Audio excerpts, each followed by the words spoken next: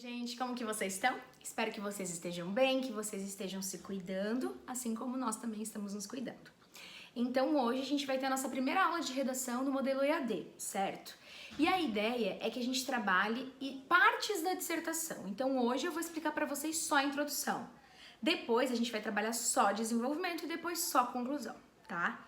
Então, antes de mais nada, eu quero que vocês saibam que o que eu explicar aqui de introdução vai servir para a redação do Enem e também para a redação de outros vestibulares. Então, é a mesma estrutura de introdução para a UFSC, é a mesma estrutura para a UDESC, assim como para a CAF ou para qualquer outra prova que vocês façam que não seja o Enem. Então é tudo igual. Vai fazendo o Enem, faz esse estilo de introdução. Vai fazer outro vestibular, faz esse estilo de introdução, tá?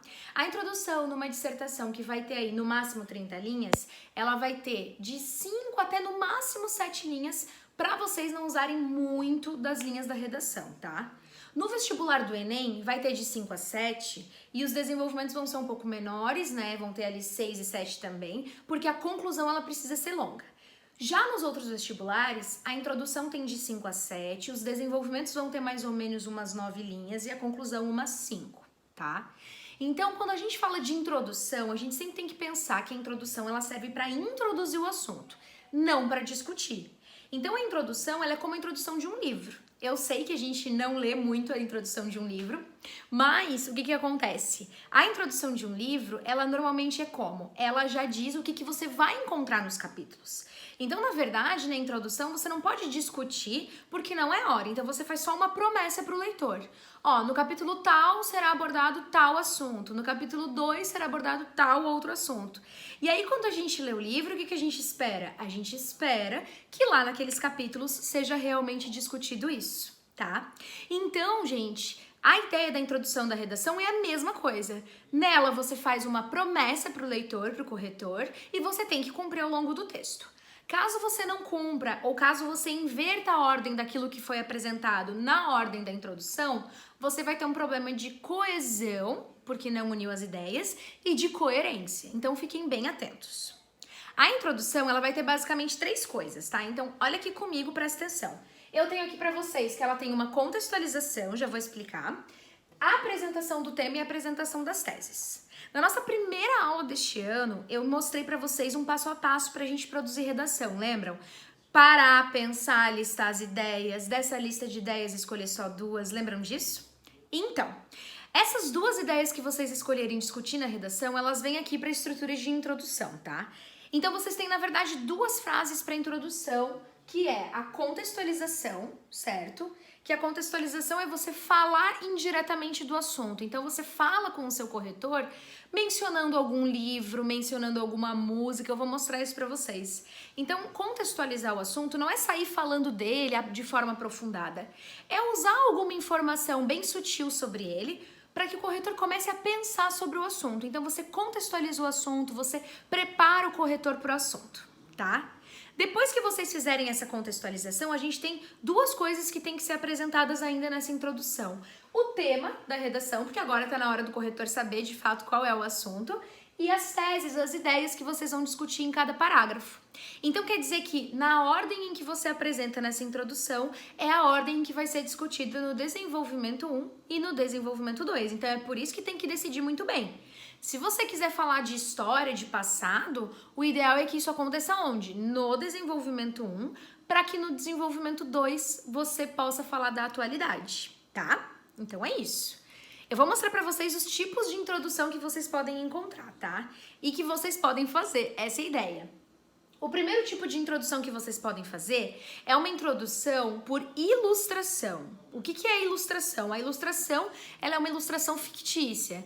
E aí é você começar o seu texto falando de alguns livros que você leu, que tem a ver com o tema, de alguma série que você assistiu que tem a ver com o tema, de alguma música, de repente falar de alguma pintura, de alguma escultura, falar de alguma novela, filme, algum jogo, tudo que faz parte da ficção, que foge do concreto, do nosso dia a dia, que é, por exemplo, uma representação artística, entra em uma introdução com ilustração.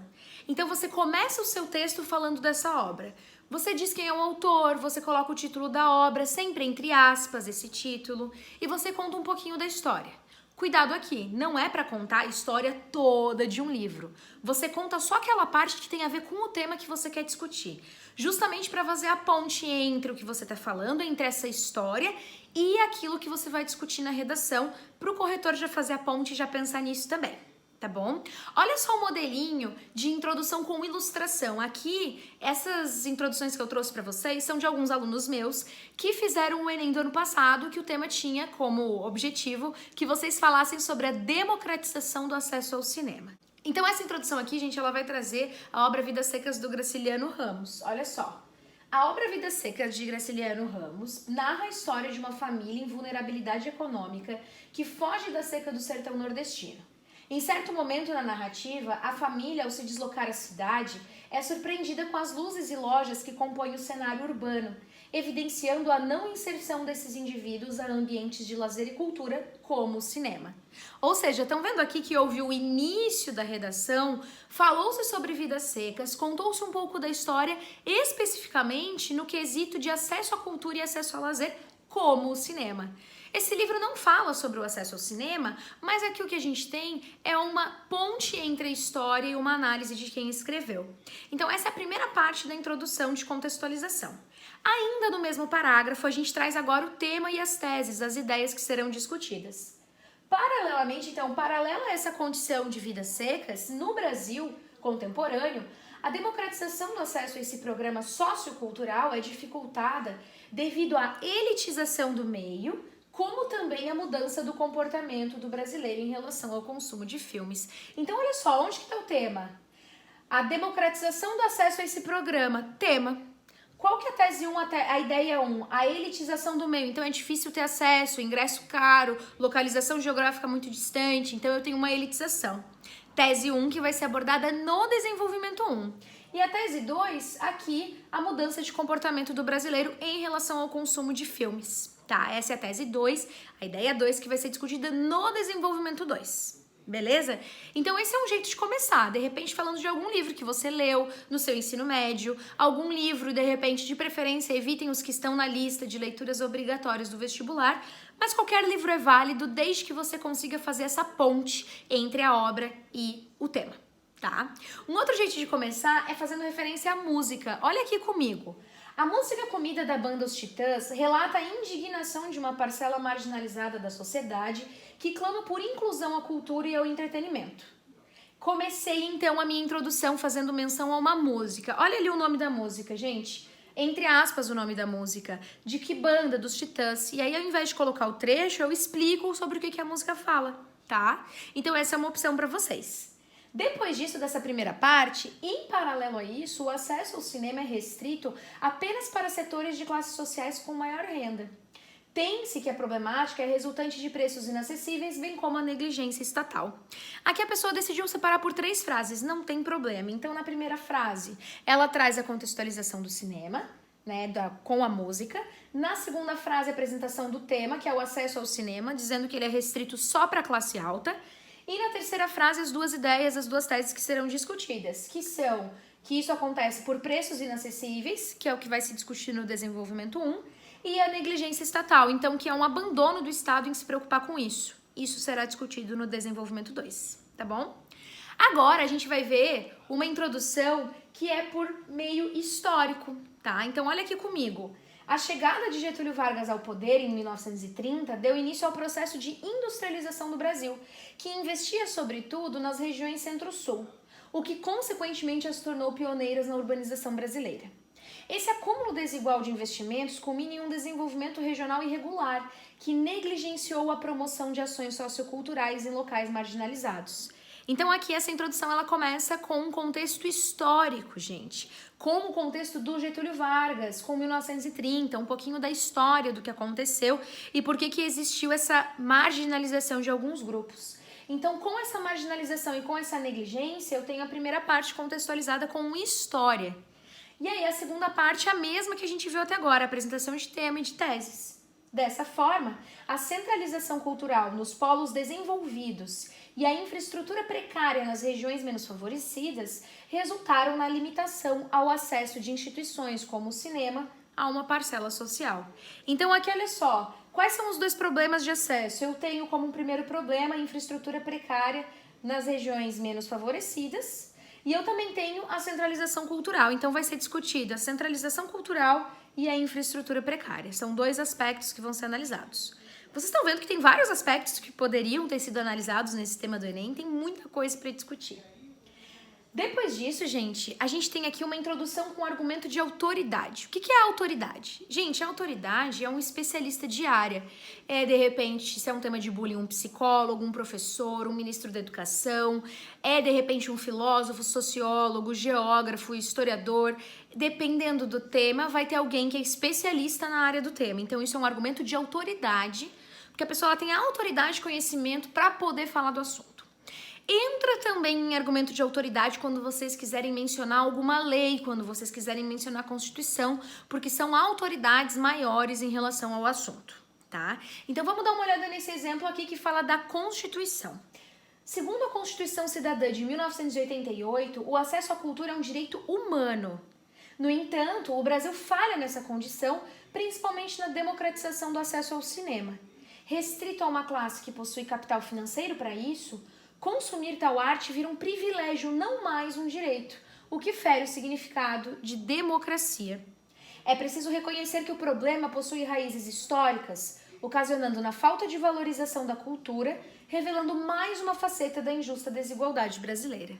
Então aqui a contextualização ela se dá por referência à Constituição e ao que não está sendo cumprido na Constituição, tá?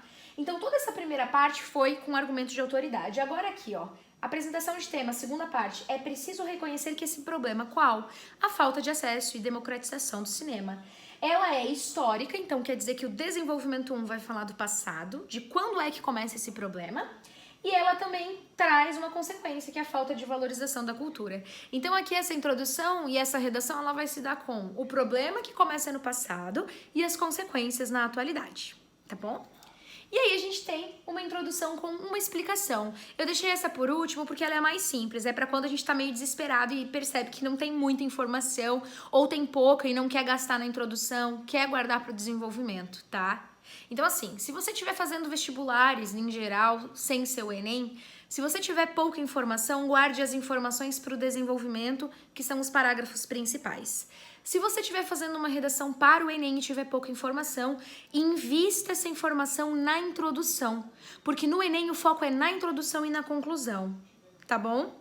Então olha só, nosso último modelo de introdução, o cinema é um veículo de entretenimento, de crítica e de ensino que reúne multidões pelo mundo. Entretanto, o acesso para tal nem sempre foi amplo, visto que nos seus primórdios era específico para as classes elitizadas. Com o passar do tempo, o cinema tomou outras proporções e obteve maior abertura para a população. Porém, muitas pessoas são excluídas dessa modalidade de lazer por conta dos altos custos e da falta de proximidade aos locais físicos. Então aqui, tendo falta de informação, a gente contextualiza explicando a importância do cinema, explicando o tema. Então, é um tema de intolerância. A intolerância significa o ato disso, disso e disso. Essa é uma ideia para começar quando a gente está na pior, tá? E aqui as duas teses são o quê? A gente tem que as pessoas são excluídas dessa modalidade por dois motivos: altos custos e falta de proximidade. Então, valor e questão geográfica, tá? Essas são possíveis introduções que vocês podem fazer, certo, gente? Então, uma outra delas, por exemplo, lá na autoridade, é começar com mitologia, sociologia, filosofia, pode ter a frase de algum especialista, pode ter só a ideia parafraseada, com as próprias palavras de vocês. Então, existem N maneiras de começar. Dá para colocar, às vezes, a origem da palavra cinema, com origem na língua tal, significa isso, isso e isso. Então, existem N maneiras de começar, mas eu quero que vocês memorizem e fixem aí na cabecinha de vocês que vocês vão ter sempre duas partes. Uma primeira de contextualização, que vocês apresentam a ideia para o corretor de vocês de uma maneira indireta, sutil, faz a ponte disso para o corretor pensar sobre o assunto junto de vocês. E aí, finalmente, apresenta o tema e as ideias que serão discutidas e aprofundadas ao longo da redação, tá? Eu vou passar uma tarefa para vocês, então esse slide vai estar lá no Maestro, lá no Plural para vocês, vai estar o link dessa aula, certo? E junto a isso uma tarefa de exercício de introdução. Então a tarefa dessa semana é um exercício de introdução que tá ali no Maestro para vocês, tá bom, gente? Então essa foi a nossa primeira aula EAD e a gente se encontra na próxima semana. Tchau!